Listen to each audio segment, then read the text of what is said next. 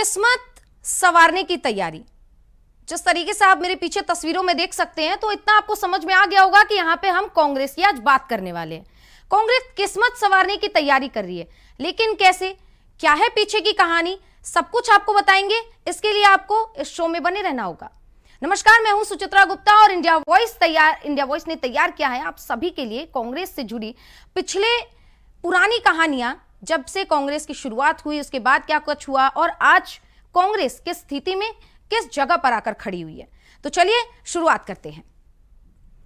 कांग्रेस के लिए चुनावी किस्मत के लिहाज से 2025 और 2026 बेहद अहम होने वाला है, क्योंकि जिस तरीके से पिछले 10-11 सालों में कांग्रेस की दशा देखने को मिली है, वो निसंदेह चिंताजनक है।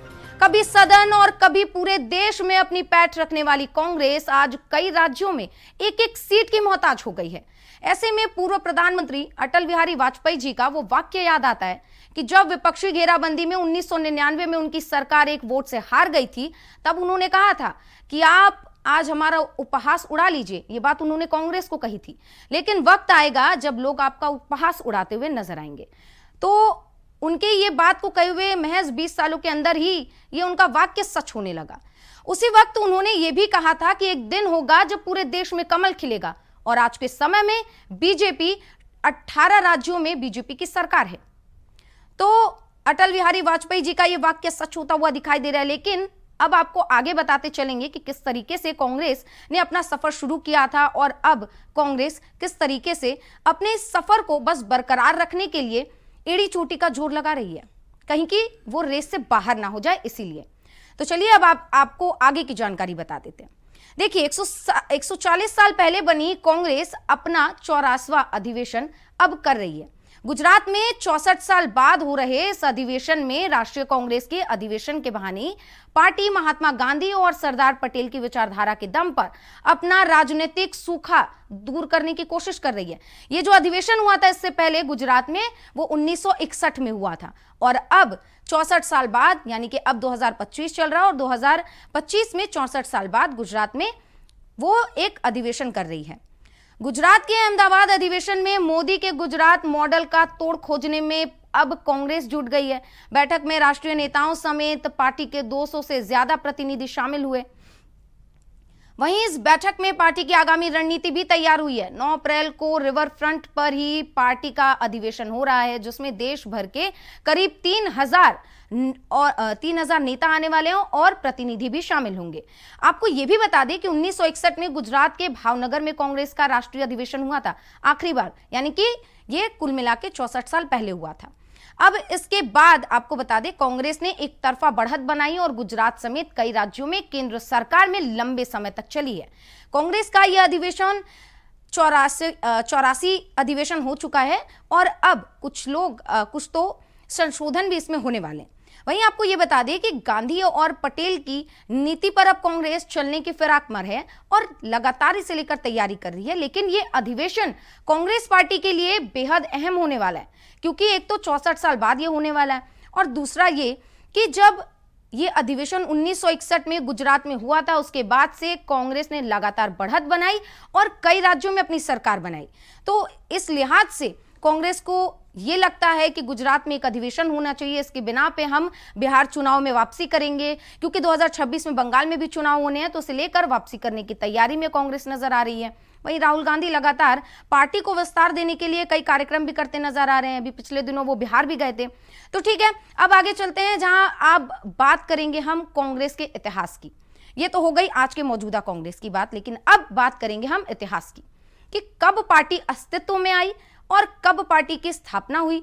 वहीं कांग्रेस की स्थापना का श्रेय अंग्रेज एलन ऑक्टेवियन ह्यूम, यानी कि एओ ह्यूम को जाता है।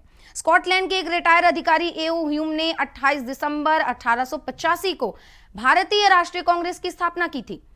कांग्रेस पार्टी की स्थापना का किस्सा काफी दिलचस्प है, आपको विस्तार में बताएंगे। 1857 की क्रांति के बाद अंग्रेज नहीं चाहते थे कि फिर कभी ऐसा हालत बने, क्योंकि 1857 में जो क्रांति हुई थी उसके बाद से क्या कुछ हुआ था वो हम सब जानते हैं। तो अंग्रेज ऐसा नहीं चाहते थे कि दोबारा से ये हालत बने, इसीलिए उन्होंने ऐसे मंच बनाने का सोचा जहां हिंदुस्तानी लोग अपने मन की बात रख सके। तो उन्होंने ये बात सोची कि एक ऐसा मंच होना चाहिए जहां पर हिंदुस्तानी अपनी बात रखेंगे और अपना विरोध भी जता सकेंगे। इस मंच का उद्देश्य पढ़े लिखे भारतीयों के बीच सरकार की पकड़ बैठाना था, जिससे ब्रिटिश राज और उनके बीच नागरिक और राजनीतिक मुद्दों पर बातचीत हो सके। अब आपको ये बताते कि कांग्रेस पार्टी की स्थापना भले ही एक अंग्रेज ने की थी, लेकिन इसके अध्यक्ष भारतीय ही थे। तो कांग्रेस के अध्यक्ष के नामों की चर्चा कर लेते हैं। आपको बता दें कि अभी कांग्रेस के राष्ट्रीय अध्यक्ष मल्लिकार्जुन खड़गे हैं। आजादी के बाद अब तक कांग्रेस को कितनी सीटें मिली हैं, अब आपको पहले वो बताते हैं।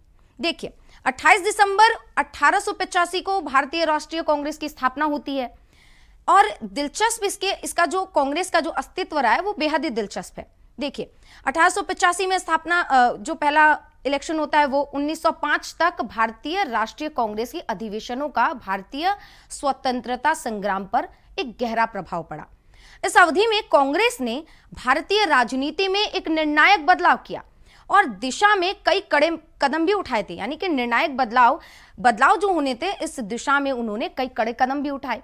1885 में कांग्रेस की स्थापना के बाद अधिवेशनों ने ही इसे एक सशक्त और मजबूत संस्था के तौर पर बदल दिया, जिसको सीधे तौर पर कह सकते हैं कि कांग्रेस का संगठनात्मक विकास हुआ। इसके बाद आपको बता दें, कांग्रेस अधिवेशनों में सामाजिक और राजनीतिक जागरूकता भी बढ़ी, जिसके बाद कांग्रेस ने भारतीय समाज के मुद्दों पर जोर दिया और फिर कांग्रेस ने उठाई स्वराज की मांग। सीधे शब्दों में कह सकते हैं कि भारतीय स्वतंत्रता संग्राम के लिए कांग्रेस ने एक स्थायी नींव को तैयार कर लिया था। तो इस अधिवेशन, जो अब अधिवेशन गुजरात में होने वाला है, इन अधिवेशनों का पहले भी प्रभाव पड़ चुका है, जिसे देखते हुए आज की कांग्रेस अधिवेशन करने में अब जुट गई है। अब आपको बताएंगे आगे की कहानी। 1906 से 1947 तक भारतीय राष्ट्रीय कांग्रेस के अधिवेशनों ने भारतीय स्वतंत्रता संग्राम में निर्णायक भूमिका तो निभाई ही थी, साथ ही ब्रिटिश समाज के खिलाफ अपनी गतिविधियों को और जोर दिया। तो चलिए अब आपको बता देते हैं कि क्या कुछ इस दौरान हुआ। देखिए, इलाहाबाद अधिवेशन यानी कि 1906 और मुस्लिम लीग का गठन होता है, जिसके बाद से पाकिस्तान के निर्माण में महत्वपूर्ण भूमिका ये मुस्लिम लीग ने निभाई। इसके बाद ही 1916 में कांग्रेस और मुस्लिम लीग के बीच एक समझौता होता है, जिसे लखनऊ पैक्ट कहा जाता है। जिसके बाद 1930 में नमक सत्याग्रह और नागपुर अधिवेशन हुआ, जिसमें कांग्रेस को पूरी तरीके से स्वतंत्रता संग्राम के नेतृत्व में खड़ा कर दिया गया। अब बात कर लेते हैं 1940 की।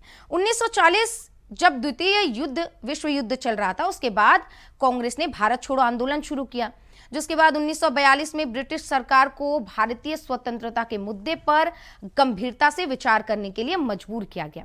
1906 से 1947 तक के कांग्रेस अधिवेशन ने भारतीय स्वतंत्रता संग्राम को एक नया आयाम दिया और नए आयाम से जोड़े रखा। कांग्रेस ने ब्रिटिश समाज के खिलाफ सामूहिक संघर्ष को तेज किया। वहीं भारतीय राष्ट्रीय कांग्रेस की आर्थिक और विदेश नीति में महत्वपूर्ण बदलाव किए। कुल मिलाकर हम ये कह सकते हैं कि स्वराज और आत्मनिर्भरता उस समय का प्रमुख विचार था, जो कांग्रेस की नीतियों का मूल आधार बना। 1906 से 1947 तक चला अधिवेशनों का दौर स्वतंत्रता संग्राम के नेतृत्व में खड़ी कांग्रेस भारतीय स्वतंत्रता संग्राम में अहम भूमिका निभाती हुई नजर आई थी।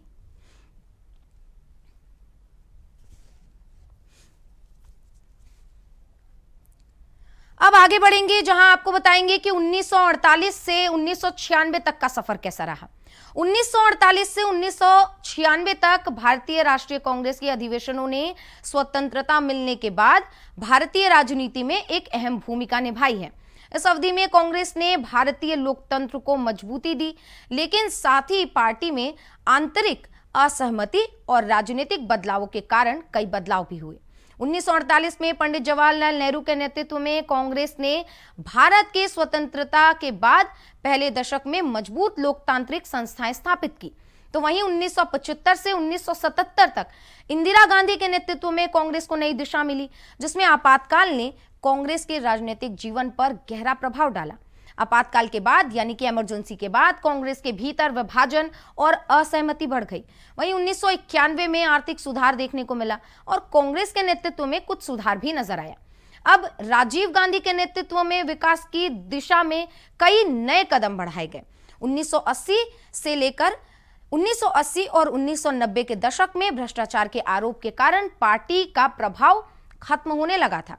साफ तौर पर यह कहा जा सकता है कि 1948 से 1996 तक का समय कांग्रेस का आर्थिक और विदेश नीति के तौर पर काफी उतार चढ़ाव भरा था, जिसके बाद कांग्रेस में भ्रष्टाचार से लेकर आपातकाल तक काफी कुछ देखने को मिला और इसका प्रभाव कांग्रेस के पूरे अस्तित्व पर पड़ा था। अब आगे लिए चलते हैं, जहां 1997 से 2024 तक का सफर, यानी कि 1997 से आज तक का सफर। भारतीय राष्ट्रीय कांग्रेस के अधिवेशनों का प्रभाव भारतीय राजनीति में मिला जुला दिखने को मिला।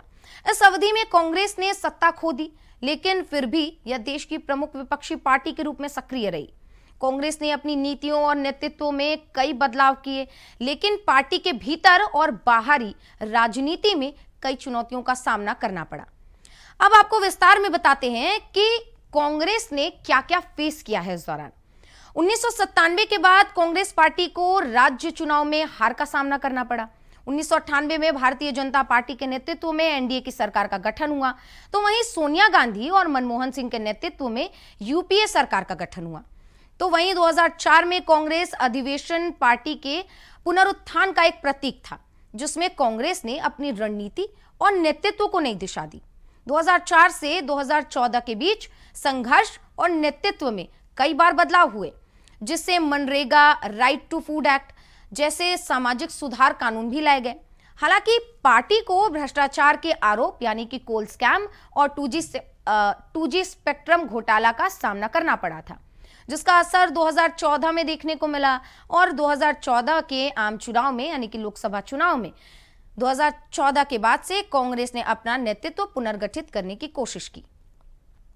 अब राहुल गांधी के नेतृत्व में फिर से 2019 और 2024 का चुनाव हार गई है कांग्रेस, क्योंकि 2014 में किस तरीके से कांग्रेस चुनाव हारी थी और बीजेपी सत्ता में आई थी, उसके बाद 2019 का चुनाव होता है, आम चुनाव, 2024 का भी चुनाव होता है, जिसमें बुरी तरीके से कांग्रेस की हार होती है।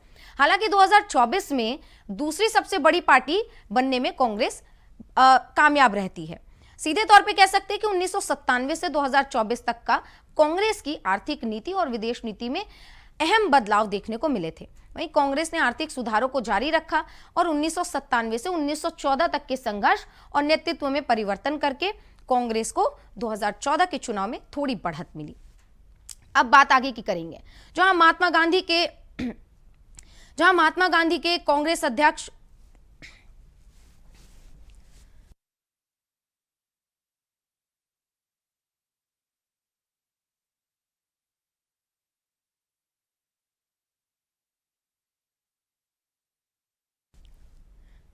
तो अब बात आगे की करेंगे, जहां महात्मा गांधी के कांग्रेस अध्यक्ष बने हुए 100 साल पूरे होने पर और सरदार पटेल की 150वीं जयंती के अवसर पर उन्हें याद करने के लिए कांग्रेस का अधिवेशन गुजरात में हो रहा है।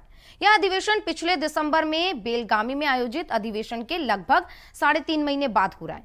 बेलगामी में पार्टी ने महात्मा गांधी की अध्यक्षता की शताब्दी वर्ष पर चर्चा की थी। वहीं इस अधिवेशन में आगामी विधानसभा चुनावों और 2024 के लोकसभा चुनाव के लिए पार्टी की रणनीतियों पर चर्चा हो रही थी। वहीं बात करें अगर संगठनात्मक सुधार की, तो पार्टी संगठन में आवश्यक सुधारों और बदलावों पर विचार विमर्श किया जा सकता है। कांग्रेस का इस अधिवेशन के तहत महात्मा गांधी और सरदार वल्लभ भाई पटेल के विचारों को लोगों तक पहुंचाने का दावा कर रही है। कांग्रेस का कहना है कि हम लोगों को जोड़ेंगे, गांव-गांव जाएंगे, हर बूथ पर जाएंगे और संगठन को मजबूत करेंगे, क्योंकि जिस तरीके से हर चुनाव में, पिछले 3 चुनाव में कांग्रेस की जो दशा हुई है, उसके बाद से कांग्रेस ने, पार्टी ने बैठकर यह फैसला लिया है कि गांव-गांव जाया जाएगा, बूथ-बूथ जाएंगे और उसके बाद अपनी पकड़ बनाने की कोशिश करेंगे। वहीं हमने ये भी देखा था कि राहुल गांधी ने भारत जोड़ो यात्रा की थी।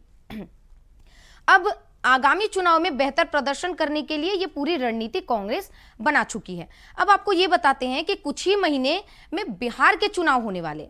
नवंबर में बिहार के चुनाव है, वहीं 2026 में पश्चिम बंगाल में चुनाव होना है, जिसमें कांग्रेस अपने दम पर चुनाव जीतने की कोशिश कर रही है और वो चाहती भी ऐसा है कि वापसी की जाए राजनीति में। किसी पार्टनर के भरोसे अब कांग्रेस नहीं रहना चाहती। जिस तरीके से लोकसभा चुनाव के दौरान हमने इंडी गठबंधन देखा, तो अब कांग्रेस चाहती है कि वो पार्टी किसी के साथ जुड़े नहीं, कोई गठबंधन नहीं चाहती, बल्कि अकेले खड़ा होना चाहती है। तो इन सबको देखते हुए ऐसा माना जा सकता है कि अहमदाबाद में यह अधिवेशन कांग्रेस के लिए काफी अहम होने वाला है।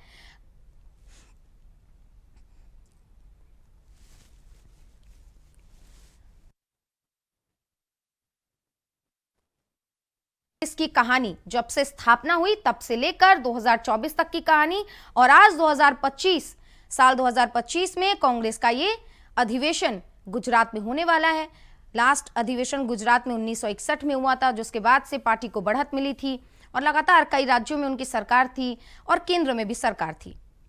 और 2014 के बाद कांग्रेस सत्ता से बाहर होती है और अब कांग्रेस राजनीति में दोबारा पूरे जोश के साथ वापसी करना चाहती है और इसे लेकर ही गुजरात में यह अधिवेशन किया जा रहा है।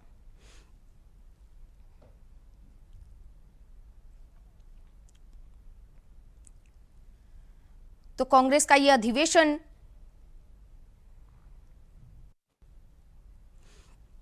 ये गौरव का विषय है हर देशवासी के लिए, ये गौरव का विषय है हर कांग्रेस जन के लिए। मैं जिस तरीके से इस सत्र में अपने आप को सहभागी समझ के अपने आप को जितना गौरवान्वित समझता हूँ, अद्भुत है, अकल्पनीय है, मेरे जीवन का गौरवमयी क्षण है। पर आज देश की जिस तरीके की परिस्थिति है, देश की आज़ादी में कांग्रेस जन ने देश के आम जन के साथ मिलकर देश को अंग्रेजों को भगाया, उससे विकट परिस्थिति आज देश के सामाजिक, आर्थिक और एक जो राजनीतिक ताने बाने के लिए है। और हर कांग्रेस जन का, हर नागरिक का दायित्व है ये कि किस तरीके से इन परिस्थितियों से लड़े। हमारे महापुरुषों ने देश की आज़ादी के लिए अपने प्राण न्यौछावर किए, जेल की सलाखों के पीछे अपना सब कुछ न्यौछावर कर दिया। उन्होंने परिवार नहीं देखा, अपनी संपत्ति नहीं देखी, अपना जीवन नहीं देखा। अब ये भावना हर कांग्रेसी में जगे कि आज संविधान को कैसे बचाना है, कैसे इस देश के भाईचारे को बचाना है, प्रेम को बचाना है। जो हमारी प्राचीन इतिहास है, परंपराएं हैं, हमारा जो भगवान राम का करोड़ों साल से एक सीख है, जो एक पूरे दुनिया को मैसेज है प्रेम का, प्यार का, मोहब्बत का, उसको जिए कैसे और उसके लिए देश को तैयार कैसे करें। बीजेपी का जो राज्य पाने के लिए, सत्ता पाने के लिए षड्यंत्रकारी सोच, आरएसएस बीजेपी का, नफरत फैलाकर सत्ता पे बैठो, कुर्सी पे बैठो। ये वो सरजमी है जो सरदार पटेल और महात्मा गांधी की धरती है। यहाँ पर कांग्रेस पार्टी का ये ऐतिहासिक अधिवेशन कल होने जा रहा है। आज अखिल भारतीय कांग्रेस कमेटी की विस्तारित कार्य समिति की मीटिंग चल रही है और न्याय पथ के नाम से हमारा रेजोल्यूशन आएगा। उस प्रस्ताव पर अभी सभी सदस्य अपनी राय दे रहे हैं।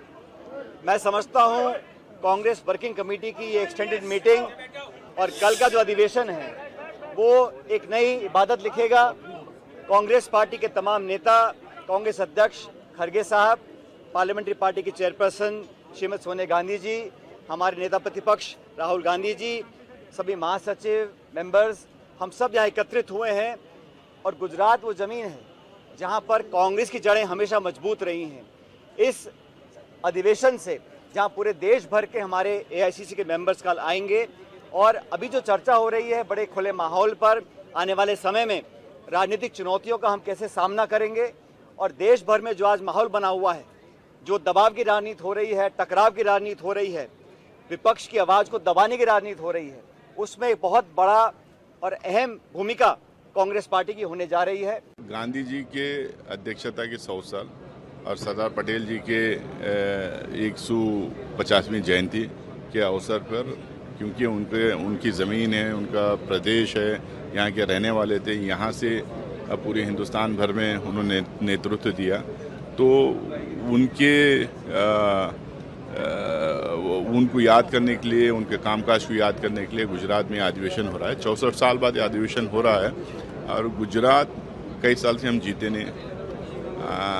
यहाँ पे एक ऐसी शक्ति आ गई है जो देश भर में डिवीज़न पैदा कर रही है। यहाँ की एक ऐसी शक्ति गुजरात में कई सालों से है जो यहाँ भी काफ़ी उन्होंने हमारे देश को बंटवारा करने की पूरी कोशिश की है और देश के लोगों में दरार डालने की पूरी कोशिश देश भर में उन्होंने किया है।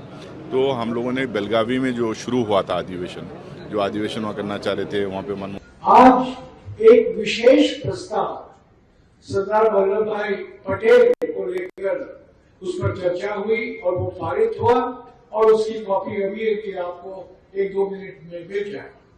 इसके अलावा कल जो दो प्रस्ताव पर चर्चा होने वाले हैं, एक राष्ट्रीय मुद्दों पर और दूसरा गुजरात को लेकर जो राजनीतिक स्थिति है उस विषय पर एक प्रस्ताव, दोनों प्रस्तावों पर जहां चर्चा हुई वो पारित भी हुआ और कल उस पर विस्तार से एआईसीसी में बहस होगी और उसके बाद वो भी पारित होगा। इसके अलावा आज जो अभी वेणुगोपाल जी ने कहा, हमारे 140 साल के इतिहास में छठी बार हम गुजरात में मिल रहे हैं। भारतीय राष्ट्रीय कांग्रेस की बैठक छठी बार गुजरात में हो रहा है और तीसरी बार हम अहमदाबाद में मिल रहे हैं। आज की बैठक का विशेष महत्व ये है कि जब हम 150वीं जन्म जयंती मना रहे हैं सरदार वल्लभ भाई पटेल जी का, हमारा यहाँ सरदार वल्लभ भाई पटेल स्मारक में एक्सटेंडेड CCC मीटिंग का बैठक करवाना मैं समझता हूँ एक हमारा फर्ज बनता था और हमारा कर्तव्य था और एक देश की राजनीति के लिए भी हम संदेशा दे रहे थे। इस किताब को लेकर, भारत के संविधान को लेकर, जो हमारे संविधान के प्रस्तावना में पहली ही लाइन पर जो लिखा गया है, सामाजिक, आर्थिक और राजनीतिक न्याय, इसी को लेकर कांग्रेस अध्यक्ष जी, राहुल गांधी जी और सभी सदस्यों ने बात की और कल के प्रस्ताव में यह प्रतिबिंबित होगा कि क्या कांग्रेस पार्टी की क्या एजेंडा है सामाजिक न्याय को लेकर, राजनीतिक न्याय को लेकर और आर्थिक न्याय को लेकर। इस पर विस्तार से हमारे प्रस्ताव में चर्चा होगी और कल इस पर एआईसीसी बैठक में भी लोग इस पर अपनी राय देंगे। तो आज मैं और ज्यादा कुछ नहीं कहूंगा, पर यही कहूंगा कि एक्सटेंडेड वर्किंग कमेटी और एआईसीसी का बैठक गुजरात में होना ही एक महत्वपूर्ण और प्रभावशाली संदेश है। लोग मुझे पूछते रहते हैं अब इसकी क्या विशेषता है? विशेषता मुद्दों पर भी है, पर विशेषता और भी है कि हम गुजरात में कर रहे हैं और 150वीं जयंती के वर्ष में हम सरदार वल्लभ भाई पटेल स्मारक में कर रहे हैं। आपको बिल्कुल साफ हो जाएगा हमारे प्रस्ताव से। तो तमाम नेताओं को सुना आपने, जिनमें सचिन पायलट और जयराम रमेश भी शामिल थे। उनका साफ कहना है कि इस अधिवेशन से आने वाले चुनाव में कमबैक करने की पूरी तैयारी होगी और साथ ही अब कांग्रेस ऐसा दिखाई दे रहा है कि वो महात्मा गांधी और सरदार वल्लभ भाई पटेल के नाम पर बिहार और बंगाल के चुनाव में वापसी करना चाहती है और साथ ही साथ क्योंकि इसके बाद जब 2029 का चुनाव होगा, लोकसभा चुनाव, उसमें भी वापसी की तैयारी में कांग्रेस अब अभी से जुट गई है। अब देखने की बात होगी कि कांग्रेस का बेड़ा पार कैसे होगा। क्या इन नीतियों से बेड़ा पार हो जाएगा? क्या इन अधिवेशन का कोई फायदा होने वाला है? अब ये चुनाव के वक्त ही पता चलेगा। फिलहाल के लिए इस कार्यक्रम में बस इतना ही। आप बने रहिए इंडिया वॉइस के साथ। नमस्कार।